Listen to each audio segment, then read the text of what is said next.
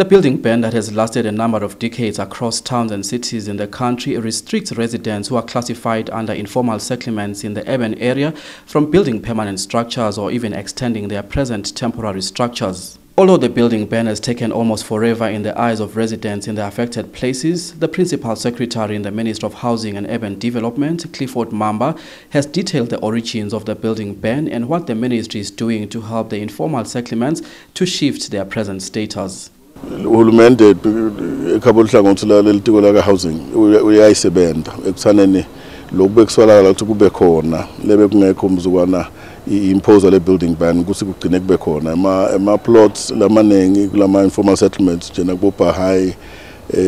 nalapho emangwaneni bese tama lokuthi kube ne survey khona ke kutokhonakala lo ngalomthetho ama allocations sathi lokuthi nabe siya allocate abani siganga lesinganane nawe bantu akwadeke lokuthi inombolo yakhe eplot ithini bekumeke kukhona kukwenta lokho kutele survey. Kwesibili bekumele ukuthi ke ngemthetho welevel lokuthi unani allocate indzawo kufanele allocate indzawo lenema services ke fake emanti nabogesi so that umuntu nemigwaqo thide ungamane nje umnike siganga kepha ke lokho sisakubuyeda ngoba uhulumende njengoba sathi songana even ukuthi uhulumende simo sakhe semnotho sihle sicekaceka ngakho ke siyabona ukuthi kungabandlela noma ke likhambile lingaba khona ngabe ngilelithini lelingenta lokuthi lethi ihlobo tengozi noma lesive sengozi khona lokuthola lemihlaba athi lokwakha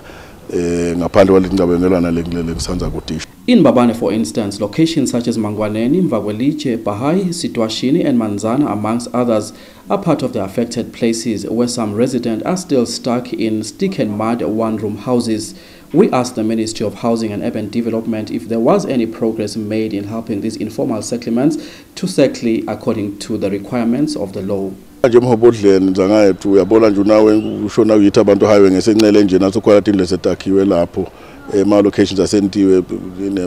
nemigwaqo seyikhona umnyalo nje silwa nema services ukuthi ajinga bekhona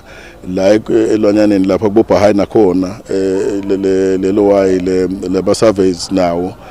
cishe asange kuphela nasemangwaneni. It is reported that while progress is slow in some of the affected places due to arising challenges, the minister has already succeeded with implementing planning processes in 9 locations in Mbabane. The allocation of plots to residents when such a time comes will bring smiles to many residents in these places. But not only that, the face of the city itself will be transformed for the better. Reporting for Swazi TV, I'm John Perez and Muvashongwe in Mbabane.